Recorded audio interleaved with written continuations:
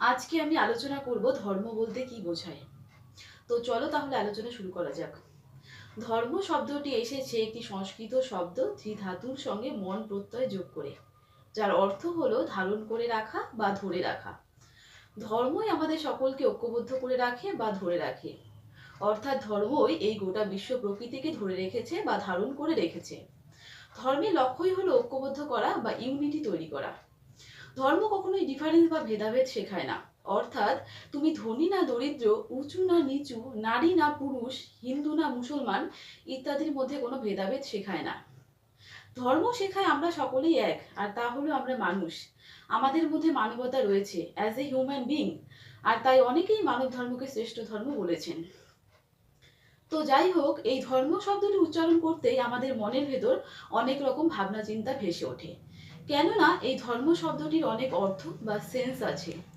যেমন বেদ উপনিষদে ধর্মকে এক অলঙ্ঘনীয় শক্তি বা নিয়ম রূপে গণ্য করা হয়েছে, এবং বলা হয়েছে যে এই অলঙ্ঘনীয় শক্তি বা নিয়মটির দ্বারাই এই গোটা বিশ্বজগৎ পরিচালিত হচ্ছে ও নিয়ন্ত্রিত হচ্ছে।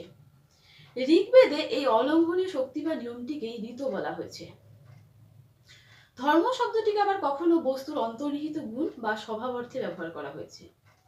যেমন আগুনের অন্তর্নিহিত গুণ বা স্বভাব হলো তাপ বিকিরণ করা, জলের অন্তর্নিহিত গুণ বা স্বভাব হলো দ্রবীভূত করা। ঠিক একই রকম ভাবে এই পৃথিবীতে প্রত্যেকটা বস্তুরই অন্তর্নিহিত গুণ বা স্বভাব আছে, এবং সেটাই হলো তার ধর্ম। ধর্ম শব্দটিকে আবার কখনো লৌকিক অর্থে, যেমন মন্দির মসজিদ অর্থাৎ পূজা অর্চনা বা ঈশ্বর আরাধনা অর্থে ব্যবহার করা হয়েছে। ধর্ম শব্দটিকে আবার কখনো ইংরেজি শব্দ রিলিজিয়ানকেও বোঝানো হয়। রিলিজিয়ান বলতে বোঝায় সম্প্রদায়কে, যেমন হিন্দু মুসলিম বৌদ্ধ খ্রিস্টান ইত্যাদি সম্প্রদায়কে।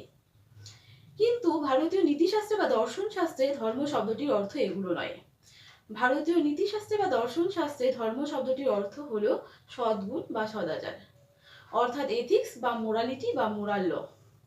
সমাজে বসবাস করে নিজের এবং অপরের কল্যাণের জন্য ব্যক্তিকে যেসব কর্তব্যনিষ্ঠ সামাজিক আচরণবিধি অনুসরণ করতে হয়, সেটাই তার ধর্ম।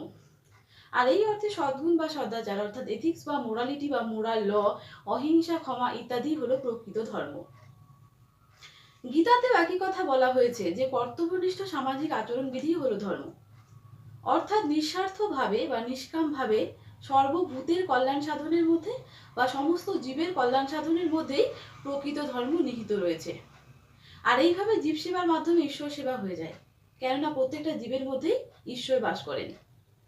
আর তাই ভারতীয় নীতিশাস্ত্রে বা দর্শন শাস্ত্রে নীতি ও ধর্ম আলাদা আলাদা ভাবে আলোচিত হয়নি, কেননা তারা উভয়ই এমনভাবে মিলেমিশে আছে যে তাদের একটিকে অন্যটি থেকে পৃথক করাই যায় না। অর্থাৎ তারা উভয়ই মিলেমিশে কখনো নীতিসম্মত ধর্ম আবার কখনো ধর্মসম্মত নীতি হয়েছে। আর তাই ভারতীয় দর্শনে নীতি ও ধর্মের এক অপূর্ব সম্মিলন ঘটেছে। আর এর থেকে এটা পরিষ্কার যে ভারতীয় দর্শনে নীতি ও ধর্ম এক ও অভিন্ন। In Indian philosophy, ethics and dharma are same. Padma Purana অগ্নিপুরাণ এবং ব্রহ্মপুরাণে 10 রকম ধর্মের কথা বা নৈতিক কর্মের কথা বলা হয়েছে।